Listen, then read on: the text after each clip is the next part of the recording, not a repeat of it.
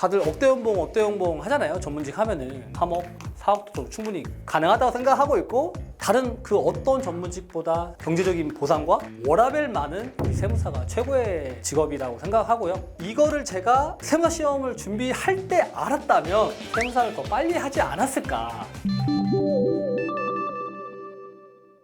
저도 이제 공부를 했을 때 그 힘든 시기를 좀 버틸 만한 한 줄기 빛이라고 해야 될까? 그때는 막 어둠침침하잖아요. 너무 절망적이고 희망이 안 보이고요. 그렇다 보니까 더 힘들더라고요, 사실은. 지금 공부하시느라 굉장히 힘든 시기를 좀 보내시고 계실 텐데, 공부가 좀 잘 안 되실 때 동기부여를 얻으셨으면 좋겠어서 세무사의 연시에 대해서 제가 이제 말씀드리려고 하고요. 제 얘기를 좀 드리려고 합니다. 세무사 시험을 이제 시작하신 이유가 이제 전문직을 생각하고 이제 시작을 하셨을 거예요. 근데 제가 생각하는 전문직은 크게 좀 두 가지로 나뉜다고 생각을 합니다. 개업을 해야 되는 이제 전문직과 개업을 하지 않아도 회사에 소속이 돼서 어느 정도의 고소득을 얻을 수 있는 전문직으로 나눠진다고 생각하는데, 저희 세무사는 아래에 해당되는 전문직이죠.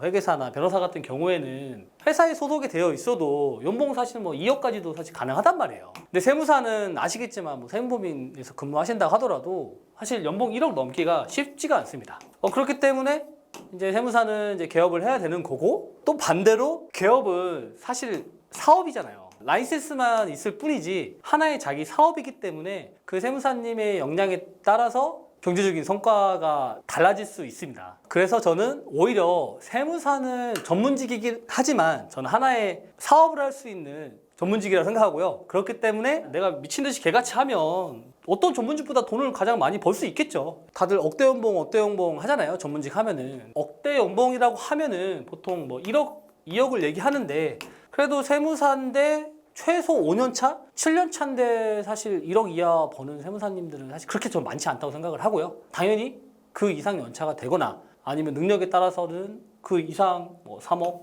4억도 좀 충분히 가능하다고 생각하고 있고, 제 주변은 이런 세무사님들이 굉장히 많습니다. 그래서 이 세무사 개업은 그 세무사님의 능력에 따라서 좀 편차가 넓은 건 사실이긴 합니다. 근데 그만큼 기회가 주어진다는 거니까 그 정도만 해도 사실 요즘 시대에 충분히 해볼 만한 게임 아닌가요? 저는 이제 세무사 시험을 이제 합격을 하고, 제가 결혼과 개업을 거의 동시에 했기 때문에 할 수 있는 건 다 했었어야 됐어요. 돈 된다고 하는 거는 다 뛰어들었던 것 같아요. 그러니까 거래처를 모을 수 있는 거는 다 뛰어들었습니다.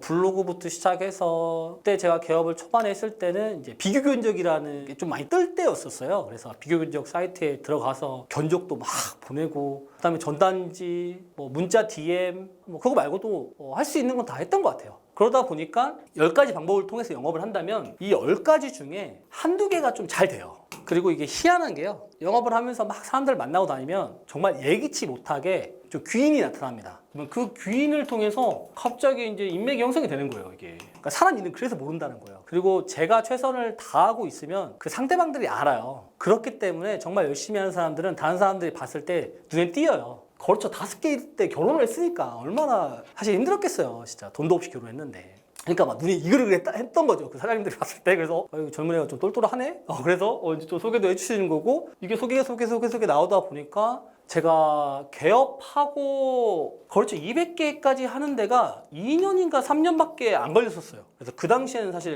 굉장히 빨랐던 거죠, 다른 세무사님에 비해서. 지금은 제가 세무사가 된 지 이제 10년이 됐고, 사실 개업한 지는 거의 8년 됐어요. 그러니까 지금은 거래처가 한 450개 되니까 제가 지금은 좀 충분히 좀 자리를 좀 잡게 된 거죠.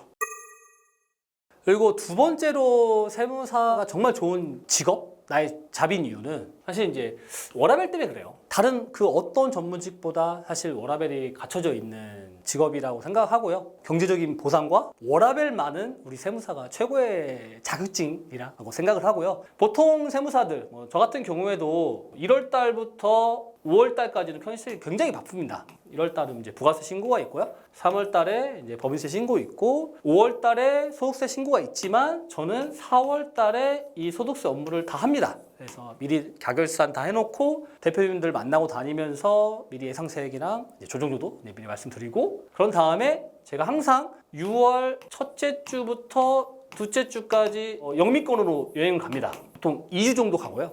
그런 다음에 이제 여행 갔다 와서 성실사업자 조금 이제 해야 되고 7월 달에는 이제 부가세 신고 좀 하고요. 8, 9월 달은 이제 굉장히 덥기도 하고 뭐 추석 연휴도 껴있다 보니까 조금 이제 그때는 좀 쉽니다. 10월 달에서 11월 달 정도에 또 휴양지로 여행을 좀 갑니다. 그리고 이제 뭐 12월 달 되면은 이제 뭐 거래처 조금 다시 한번 뭐 달력도 돌리고 인사도 하고 다시 또 내년 상반기를 준비하는 1년의 스케줄이긴 하죠. 그렇기 때문에 정말 세무사 자격증이 갈수록 좀 인기가 더해가고 있는 게 아닌가. 물론 그에 따라서 좀 경쟁도 심해지고 있고 경쟁이 심해지에 따라서 또 이번에 2차가 어렵게 나온 것도 있지만 그런 좀 불안한 뉴스나 뭐 그런 게 나올 때일수도 이거 정말 내가 하고 있는 자격증이 정말 좋은 자격증인가 보다. 오히려 좀 반대로 생각해 보시면 더 도움이 될 것 같기도 해요.